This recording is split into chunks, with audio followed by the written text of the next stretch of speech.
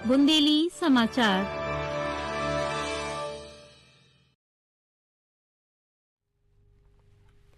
आकाशवाणी भोपाल से प्रस्तुत है बुंदेली समाचार।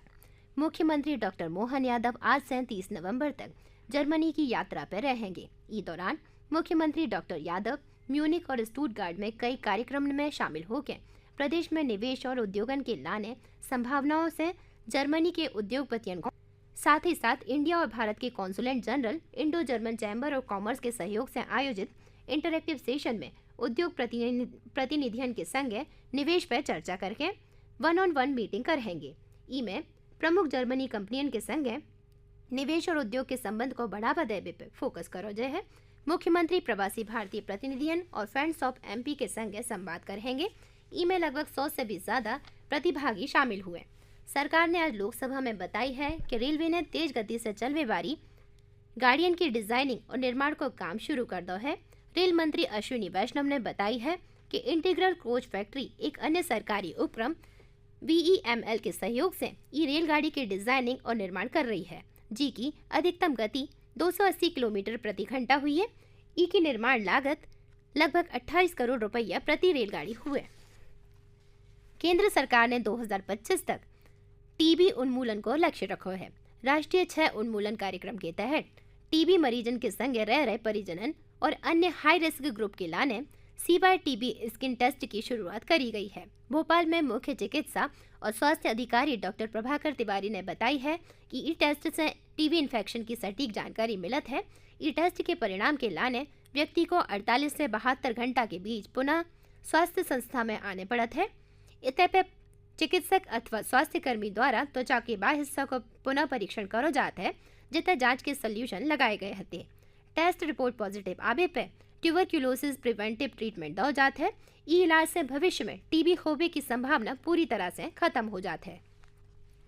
श्रम और रोजगार मंत्रालय ने कही है कि कर्मचारी राज्य बीमा निगम ESIC आयुष्मान भारत प्रधानमंत्री जन आरोग्य योजना की सुविधाओं को ESIC में शामिल करके निगम के कर्मचारियों और उनके आश्रितों को स्वास्थ्य सेवाएं दे जाबे पे काम कर रहा है। मंत्रालय ने आज जारी एक वक्तव्य में कही है कि ई पहल से 14 करोड़ 43 लाख ESIC के लाभार्थी और उनके परिजनों को लाभ हुए।